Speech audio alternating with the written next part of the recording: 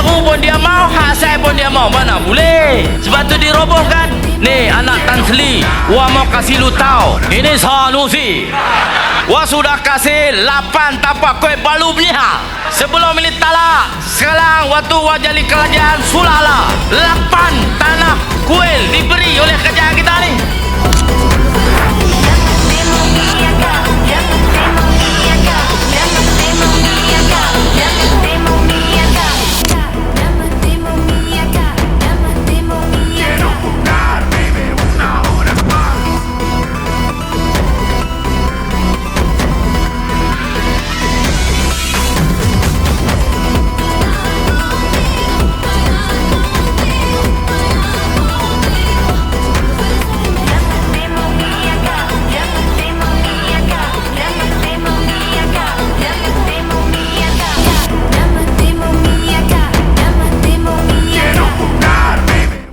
Tuan-tuan, ada 8 tanah kuil di Kedah. Tanah kuil yang sebelum kita masuk jadi kerajaan, semuanya kuil haram, kuil yang tidak sah taraf, kuil atas tanah lapang, atas reserve kerajaan. Kita jadi kerajaan, 8 kuil dapat tanah RC, reserve certificate di bawah RIBI. 8. Awak hang tak cakap, hang tak tahu, awak hang tak tanya. Yang roboh dia lostak tu tuan-tuan atas reserve jalan, ganggu lalu lintas. Besar rosrom ni saja.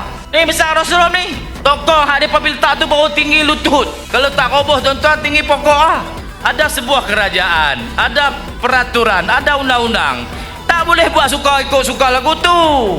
Tak boleh. Kuil tu pula masa kena laluan kereta api, kerajaan dah ganti di seberang jalan tu. Besar. Ganti tapak baru, kuil baru. Tapak asal ni dibuat pengambilan untuk jalan kereta api tu.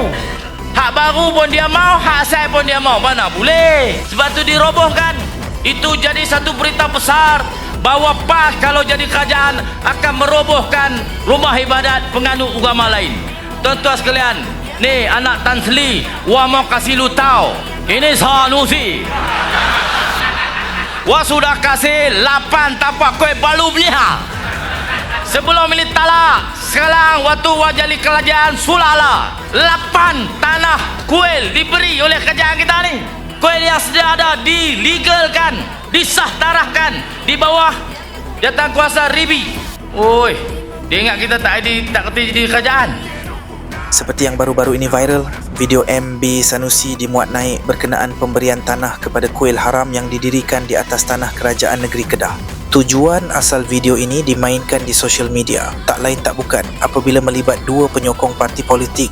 Apabila penyokong pembangkang iaitu PAS mengkritik tindakan kerajaan Madani memberi pampasan pada pemilik binaan yang tidak sah. Lalu, kenyataan tersebut telah membuat penyokong kerajaan Madani koyak dan video ini dimainkan untuk mengkhabarkan bahawa kerajaan PAS di Kedah juga pernah memberi tanah pada binaan haram tersebut sebagai pampasan. Sudah tentu untuk tutupkan mulut penyokong PAS yang cuba kaitkan perkara ini dengan pemimpin mereka. Walau bagaimanapun, isu berkaitan dengan pencerobohan tanah untuk buat binaan haram tersebut tidak sepatutnya dikaitkan dengan politik, bangsa dan juga mana-mana penganut agama. Isu ni menjadi kritikal apabila pihak berkuasa tidak bertindak mengikut undang-undang sedia ada. Malah tuan tanah pula dinasihati supaya bertolak ansur dengan penceroboh. Seperti dikatakan oleh Menteri Besar Kedah Sanusi tadi, bila dah ganti tapak yang lebih besar, dalam masa itu tapak haram pun tak nak lepas. Pengurus kuil tersebut berkeras ingin mahukan kedua-duanya. Lagi-lagi bila campur tangan manusia yang kononnya tahu undang-undang tapi jahilnya apabila mereka pertahankan penceroboh yang dirikan binaan haram di atas tanah yang bertuan.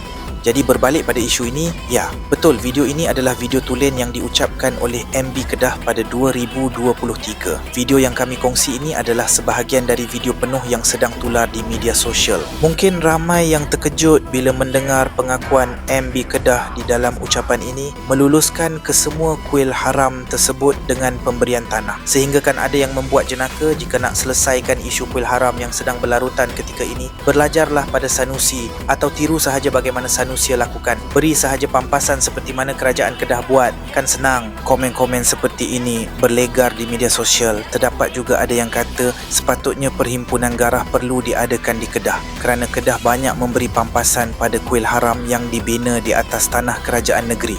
Apa-apa pun, ia hanyalah sekadar tikam lidah di antara dua penyokong. Hanyalah segelintir kecil yang politikan isu ini. Kami yakin masih ramai mereka di luar bersatu dalam isu ini yang ingin membela hak tuan tanah yang telah diceroboh. Jadi berbalik pada kenyataan NGO Hindu yang ajak warga India menolak PAS pada pilihan raya akan datang nanti tidak munasabah kerana sudah terbukti wakil PAS telah luluskan dan beri pampasan pada kuil haram sebelum ini di Kedah. Sebaliknya mereka patut melutut dan cium MB Kedah Sanusi kerana menjadi menteri yang prihatin walaupun tanah yang diberi itu bukan tanah Sanusi. Sebaliknya adalah tanah rakyat Kedah.